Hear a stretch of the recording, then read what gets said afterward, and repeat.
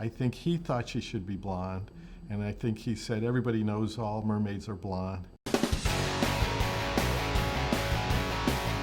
Hey, we're here with some Disney legends. It's such an honor to be here with you guys.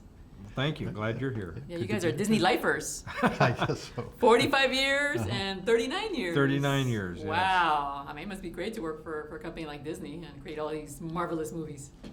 It's been great. Yeah, it goes by fast, but yeah, I wanted to work at Disney since I was 9 years old. I wanted to work in Disney animation, so I'm happy. The dream come true. Yeah. So The Little Mermaid is getting an upgrade, 4K and digital and on Blu-ray. It's amazing.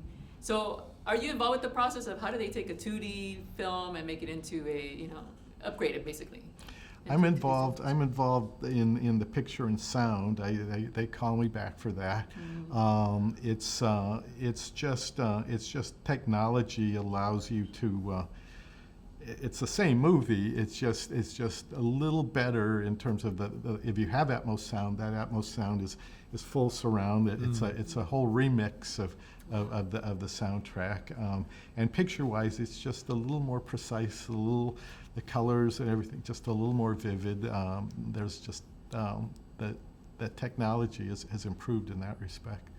So do they store everything? Everything Disney's archives everything, so you can go back and look at all this stuff. Yeah, I believe so. Yeah, Wow. yeah, and Good job doing it. Yeah. yeah. So yeah, and that just continues, I think. And then for you guys in this whole process, was there any new discovery? They thought, oh, I didn't know that, or something that you forgot and maybe reminded of during this whole process of bringing it back? Well, you were probably more involved with the process, but I mean, as for me, I always just look at these things, and as any artist does, I'm very self-critical. You always like see things that you think, oh, that turned out okay, and other times you go, I wish they would have let me chance to reanimate that, but that doesn't happen, thankfully, actually. I mean, the movie is what it is, and I'm very proud of it. Yeah, I mean, there's a few little things here and there that no one would ever notice that we sort of are aware of, where we fixed a few little things, but we don't really want to change the movie in any substantial way. We like the movie, so it's the same movie, just a little enhanced. And then Mark, you got to work on the on Ariel for Ralph Breaks the Internet.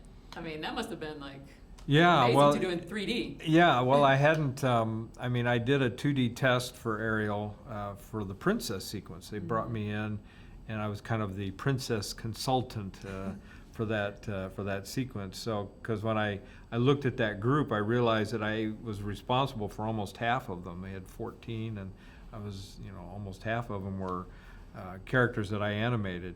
So I hadn't actually animated Ariel for 30 years. So, to sit down and to do a 2D test just to help, start conversations, show, the designs were slightly, modified to kind of be these, they're technically like avatars of the characters that are not exactly the characters, but just to kind of move it around, see how it would work. And I know, Kira, the scene that I did, she was, inspired to do, take some ideas from that and then put it into the scene when she animated it in CG. So, but I was there just to kind of make sure that, the characters were who they should be in terms of how they acted and performed. And The Little Mermaid means so much to a lot of people. And today here, being at Disney, we learned a lot. I learned that Ariel was going to be blonde at first.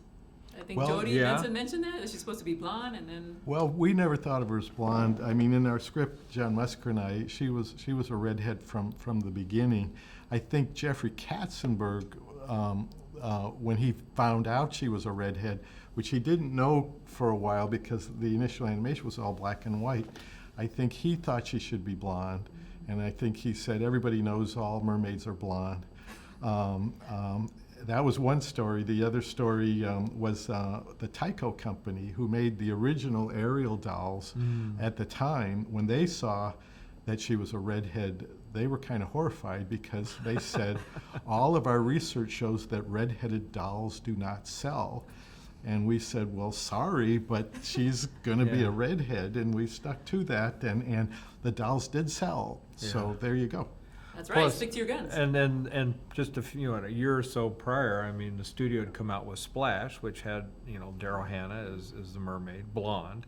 And I think initially it was just, we wanted to do something different. And also Two. that there had been two blonde Disney princesses up to that point with Cinderella and Aurora, and one brunette in Snow White. So it was time for a redhead. Yeah, there you go. All the redheads are thanking you right now. Yes. And I'm a redhead. You wouldn't know it today, but I used to have extremely red hair. Nice.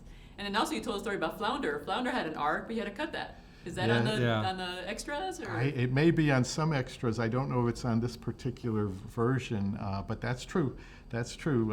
It was a trim that we had to make. Flounder had his moment. He had his moment of glory, and then it was taken away from him. So Poor Flounder. feel bad about that, but Oh, man. he's still doing okay.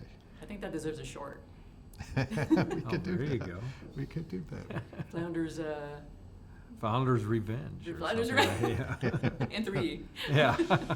All right, guys. Thank you so much. Again, you're bringing Thank joy to a you. lot of people again. Thank So you. thank you very Thank you. much. Nice meeting you. Nice Nice. meeting you.